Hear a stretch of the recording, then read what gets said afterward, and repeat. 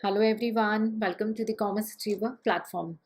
आज के सेशन से हम कंटिन्यू करें हमारी ऑर्गेनाइजेशन थ्योरी की लर्निंग, और जो टॉपिक चल रहा है हमारा ऑर्गेनाइजेशन कल्चर। तो बहुत ज़्यादा हम समझ चुके हैं ऑर्गेनाइजेशन कल्चर के बारे में, और आई होप आपका जो बेसिक लाइन ऑफ कॉन्सेप्ट है वो बिल्कुल ही भी क्लियर भी हो चुका होगा और प्लस कमांड भी हो चुका होगा। बिकॉज अब हम कोशिश क्या करते हैं कि समझने के साथ साथ जो है कॉन्सेप्ट को, उसके बाद कोशिश करते हैं कि उसको संग संग ही मेमोराइज कर ले, बिकॉज बात तो कभी आता नहीं है। ठीक है, तो वी डू दैट पोर्शन। ठीक है, तो अभी हम डिस्कस करेंगे अब जो हम फ्यू सेशन कंडक्ट करेंगे वो थ्योरीज से रिलेटेड है। डिफरेंट डिफरेंट थ्योरीज गिवन है बाय डिफरेंट डिफरेंट ऑथर्स। ठीक है, तो अभी हमने ऑलरेडी डिस्कस किया था इंडेंजर सेचन मॉडल के बारे में। ठीक है, जो कि आपका ऊपर एक विजिबल था और नीचे जो दो क्राइटेरिया थे वो इनविजिबल थे। ठीक है, सो ये हमने डिस्कस किया था कि ये क्या है। तो सबसे जो क्राइटेरिया है आर्टिफैक्ट, ठीक है, हम पहले समझेंगे उसको, फिर हम रीड भी कर लेंगे और आगे से स्क्रीन भी शेयर होगी। ठीक है, इन निजी सीएचएन का मानना ये है कि कोई भी कल्चर जो है ना, ऐसा नहीं कि एम्प्लॉय और तुमने बोला ये कल्चर है और तुम अडॉप्ट कर लो और जस्ट हो गया, जस्ट फिनिश द चैप्टर। नहीं, ऐसे नहीं होता।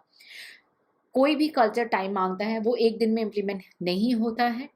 और जब भी कल्चर के बारे में कुछ बताया जाता है या कुछ उनको प्रेजेंट किया जाता है, वो एम्प्लॉयज़ एग्जीक्यूट करते हैं ग्राउंड लेवल पे every day in day out, उसे अडेप्ट करते हैं और उसको यूज़ करते हैं।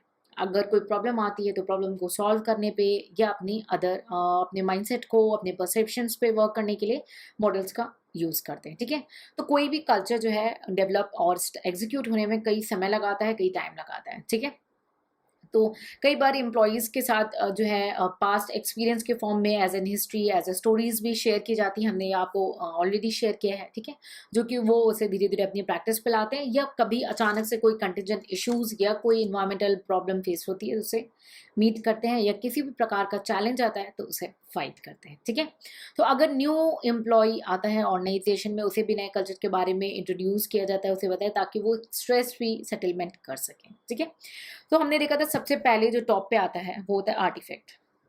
ये गिवन है आर्टिफैक्ट्स। देखिए क्या नाम लिखा है, आर्टी प्लस फैक्ट्स, ऐसे तथ्य।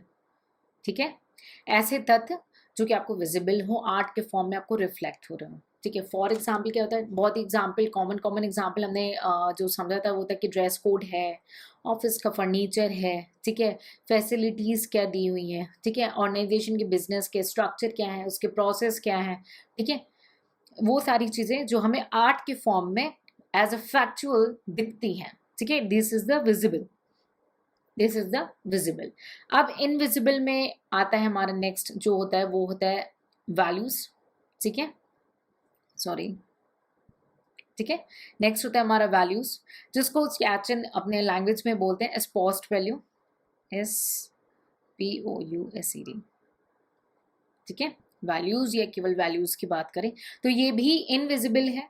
ठीक है, लाइक ऑर्गेनाइजेशन का विजन, मिशन, उसके गोल्स, उसकी स्ट्रैटेजीज, ये दिखता है कि किसी को नहीं, ये दिखती नहीं है, चीज़ें फिजिकली विजिबल नहीं है। आप हम कभी भी किसी कंपनी में चले जाएं तो हमें ऐसे दिखेगी नहीं वो, बट ये चीज़ दिखती है हमें, आर्टिफैक्ट्स दिखते हैं। ठीक है, बट एक्सपोज्ड वैल्यूज नहीं दिखते हैं। ठीक है, सो ये ऑर्गेनाइजेशन की स्ट्रैटेजीज हैं, उनके विजन्स हैं, उनके गोल्स हैं। ठीक है, और सीएचएन इसको एक्सपोज्ड वैल्यूज कहते हैं, जो कि एम्प्लॉयज़ को अडॉप्ट करने चाहिए, कि इंडिविजुअल को अडॉप्ट करने चाहिए ताकि वो जब ऑर्गेनाइजेशन में काम करें। ठीक है, तो ये हमारे हो गए एक्सपोज्ड वैल्यू। और लास्ट स्टेज में जो इनविजिबल में आता है हमारा, ठीक है, लास्ट स्टेज में हमारा जो आता है वो होता है एज्यूम्ड वैल्यू। ठीक है, assumed value, I share the screen, don't worry. ठीक है, तो पहले समझ लेते हैं एज्यूम्ड वैल्यू। ठीक है, एज्यूम्ड वैल्यू, नाम खुद बता रहा है, एज्यूम मैंने आपने माना है उन वैल्यू के बारे में। तो ये जो थर्ड लेवल है, ठीक है, इसको मेजर नहीं कर सकते। ठीक है, ये दिखता नहीं है और आपको डिफरेंस का पता नहीं पड़ेगा। तो ये बिलीव और ये फैक्ट एग्जिस्ट करते हैं, बट ये हिडन होता है, आपको पता नहीं होता। ठीक है, ये अनरिटन रूल्स एंड रेगुलेशंस है एक तरीके से। आपकी इंडिविजुअल की बिलीफ भी हो सकती है, ऑर्गेनाइजेशन में अनकॉन्शियस बिलीफ सिस्टम भी हो सकता है, एक परसेप्शन, एक माइंडसेट बना होता है किसी का, थॉट एंड सिचुएशन है। फॉर एग्जाम्पल देखिए, it's not for the purpose of hurting anybody's sentiments. ठीक है, it's just an example to help you to better understanding. ठीक है, तो इसको वो अपने सेंटिमेंट्स पे नहीं लेकर जाएंगे। जनरली वुमेन और we can say female candidate who's as an employ working in an organisation, उनको लेट आवर्स में नहीं रोका जाता है just because of their security measures. उन्हें बोला रिकमेंड करती है कंपनी कि उन्हें timely they go, they don't sit late hours and work, and men ये प्रेफरेबल है। तो ये क्या है, ये एक परसेप्शन है, माइंड सेट है, ठीक है, ये दिख नहीं रहा, ये अनकॉन्शियसली सेटल्ड है, ठीक है। So these are the assumed value. ये जस्ट एग्जाम्पल है। I again I want to clear that कि it's not for the purpose of hurting anybody's sentiments, ठीक है, just a basic example, ठीक है।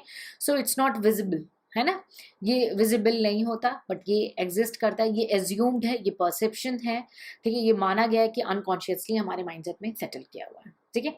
सो अब हम conclude करें। First I share the screen, then मैं और इसको अच्छे से आपको डायग्रामेटिकली assumed values को, एक मिनट, ठीक है, ये आपकी assumed वैल्यू हो गई, इसको आप रीड कर लेंगे, ठीक है। तो अगर हमने सियाचिन की मॉडल की बात करी, तो सियाचिन ने सबसे ऊपर क्या बताया, RT फैक्ट्स, तोड़ के पढ़ोगे तो याद आ जाएगा मैम ने क्या बताया था। दूसरा क्या था, हमने एस्पोज्ड वैल्यू, यानी ऑर्गेनाइजेशन की विजन, मिशन, उसके बिलीफ, ठीक है, उसके स्ट्रैटेजीज जो दिखते नहीं है, तो वैल्यूज ये भी हैं। और लास्ट में एज्यूम्ड वैल्यूज, ये भी वैल्यूज हैं। डिफरेंस क्या हो गया, वो ऑर्गेनाइजेशन की स्ट्रक्चर, और ये दोनों ही इनविजिबल होते हैं, ठीक है। सो हमने डायग्राम ऑलरेडी आपको डिस्कस कराया हुआ, ऑलरेडी शेयर किया हुआ है, ठीक है, एंडेजर CHL मॉडल, जो कि कल्चर के बारे में 3 लेवल्स को एक्सप्रेस करते हैं, ठीक है। आज के बाद से कुछ एक आध सेशन हम कंटिन्यू करेंगे एज अ थ्योरी फॉर्म में, कुछ आज थ्योरीज हैं, और थ्योरीज का बेस्ट पार्ट क्या है, उसको एक बार अंडरस्टैंड करके रखो, उसके डायग्रामेटिक को अंडरस्टैंड करके सको। एग्जाम में अगर आपका डिटेल आंसर आ रहा है तो भी आप लिख ले जाओगे, और इस पर्टिकुलर थ्योरी पे भी आता है तो भी। थ्योरीज का सबसे प्लस पॉइंट ये होता है, ठीक है। सो कॉन्सेप्ट कमान करेंगे और वो कैप कलेक्ट करने के लिए मल्टीपल रीडिंग्स देंगे, ठीक है। So see you in the next session with the new theory. Till then take care, bye bye.